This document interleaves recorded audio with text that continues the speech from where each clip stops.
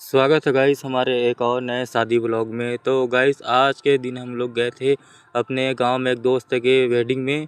तो जहां पर देखो गाइस डेकोरेशन कुछ इस प्रकार से है। 5,000 का बर्थडे है राजकुमार दिखा तो सकल यार।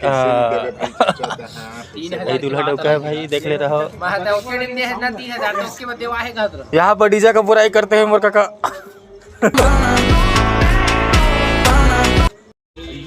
तो जैसा कि संगवारी तुमन देखा था कि यहाँ पर चुलमाटी कोड़ैया दाई मन लौट चुके हैं और माहौल कुछ इस प्रकार है कि अब एला संगवारी हो दाई मन मरवा तैयारी रखी।